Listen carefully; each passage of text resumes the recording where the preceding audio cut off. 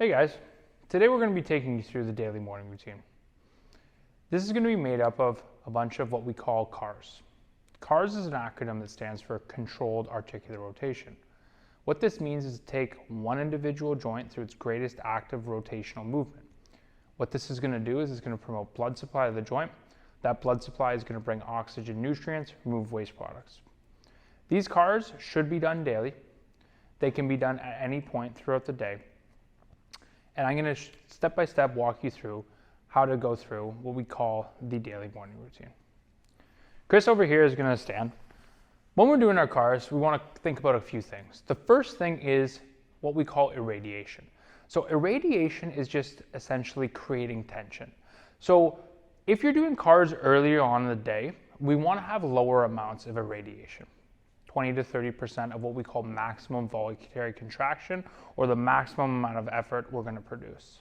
When we think about irradiating, we want to think about it at two places. One is through the rest of our body to keep ourselves still, and two is whatever joint or area we're moving, we want to think about moving that through space or moving that through air that's about 20% more, 20 to 30% more dense than it actually is. So you're creating tension at the area that's moving.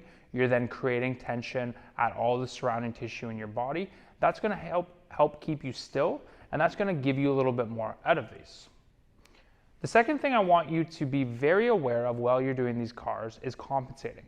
When we're moving a joint, we want to be moving that joint on its own. So I'm going to go through, and you're going to see as I take Chris through these CARs here, we're going to be watching for some common compensations. We're not worried about necessarily how far you're moving. We're worried about where that movement is coming from. So with Chris, I'm going to have him. We're going to start with the neck. Feet are going to go just under hip width apart. We're going to lock out his knees. We're going to bring his arms by his side. And what I'm going to have him do, we're going to keep tension through the body. We're going to pack the ribs down.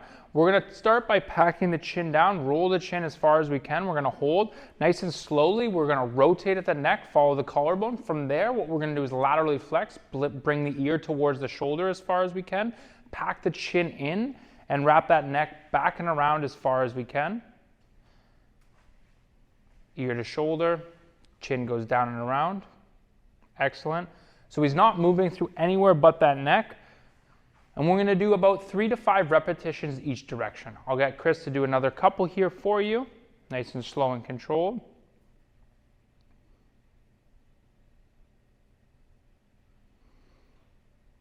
And last one.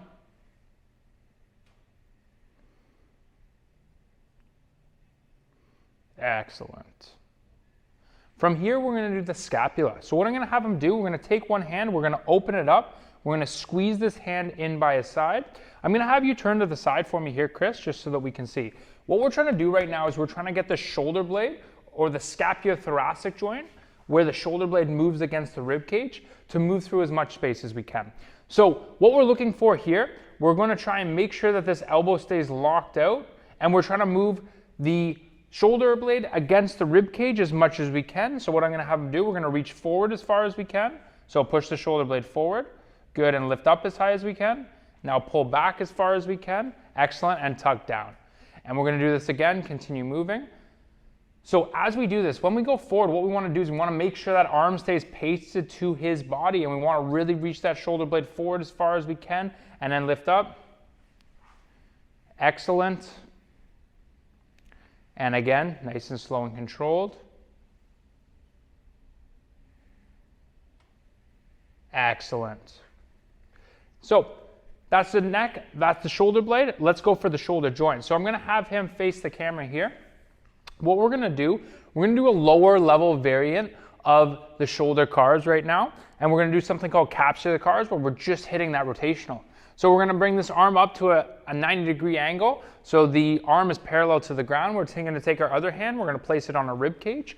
We're going to make a fist here, hold. And from there, all we're going to do is we're going to slowly rotate in as far as we can and hold. And then we're going to come up as far as we can. And we're going to hold. Beautiful. And continue moving. So we want this upper arm to stay completely parallel to the ground. And what we're watching for, we only want to rotate in as far as we can before that shoulder blade wants to try and ride up against the rib cage. And we're going to go out as far as we can.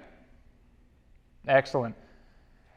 One other thing we're watching for, continue moving, is that we don't want this rib cage to be flaring up. We want to be moving just the shoulder here, so we don't want that spine to be moving to compensate. We're trying to get absolute movement at the shoulder joint here. Excellent. Good. Okay, we're doing the major joints today, so we're going to move on to the spine here. So I'm going to get Chris to move into a quadruped position. And from here, what I'm going to have him do, we're going to pack the chin in. We're going to do something called Segmental Cat Camo. So we're trying to get linear motion at the spine. So what I want you to do is I want you to think about rounding out each individual part of the spine as much as we can. So we're going to reach this up to the ceiling. We're going to start from the top. We're going to move piece by piece all the way down towards the bottom as much as we can. And we're going to hold. And there, we're going to slowly stick the tailbone out.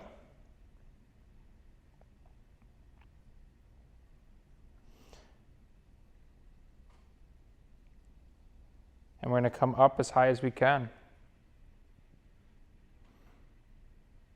And again, ready, nice and slow and controlled. He's doing a great job here of moving each of these segments of the spine independent of one another. So really reaching to my hand here. It should be like a waving like motion. We're starting from the top. We're going to move piece by piece by piece by piece, segment by segment, all the way down to the bottom. And then in reverse.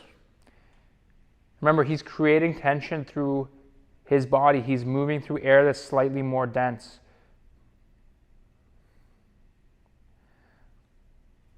Let's do one more, Chris.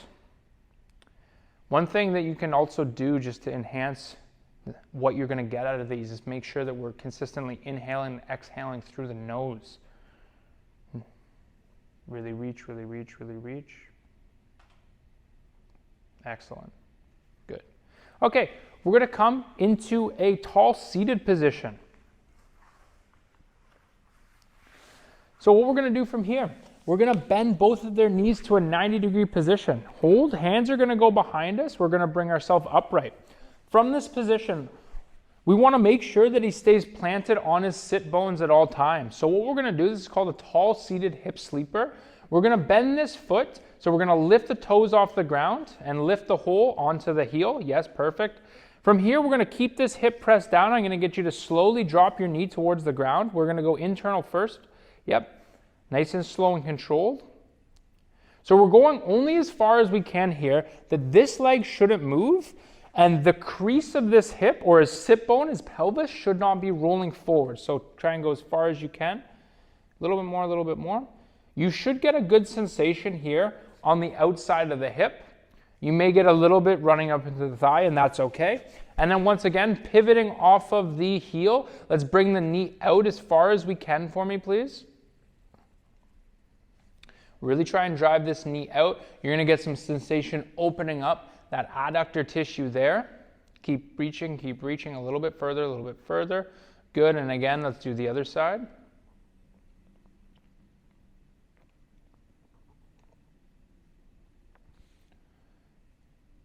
And we're going to hold at the end range for a couple seconds, remembering we're not moving through the pelvis, we're just moving through that hip. Good, and come on out towards me.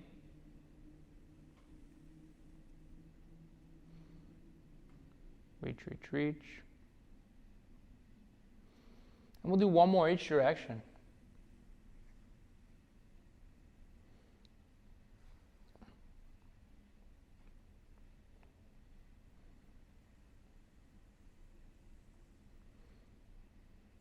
Excellent. Perfect.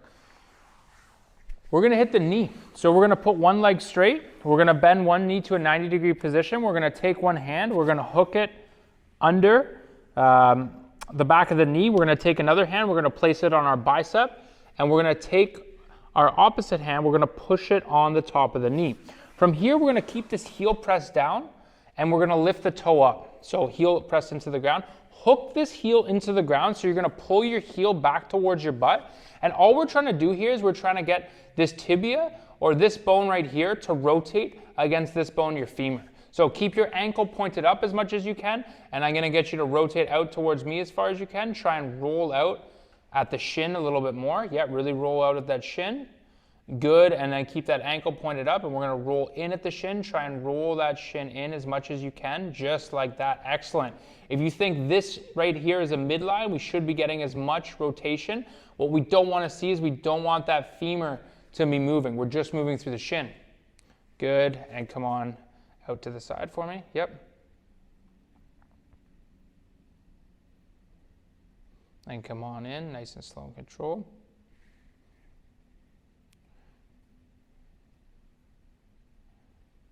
Excellent, we're gonna do one more.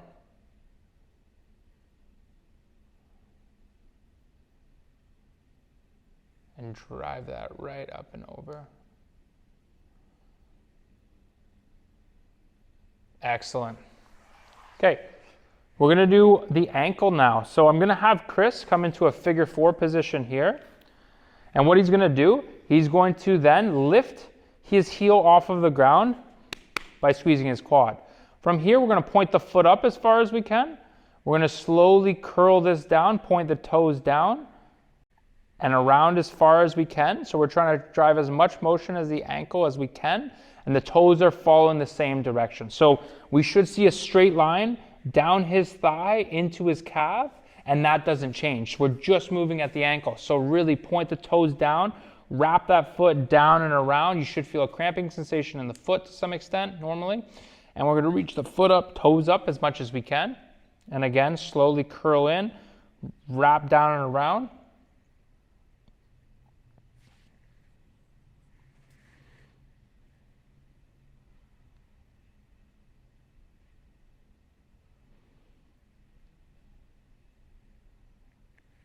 Beautiful. Excellent. Okay, so we're gonna call that the daily morning routine. This is something you can do pre-exercise. This is something we encourage you to do frequently throughout the day. If you have specific areas that you find are a little bit more stiff on you, that you've discovered by doing the daily morning routine, you can give those areas more frequent inputs throughout the day. So if you're at work, come on up, pick an area. We're gonna give you lots of variants of cars to go through, even outside of this. So you should have many things or many different variations that you can attack that area with.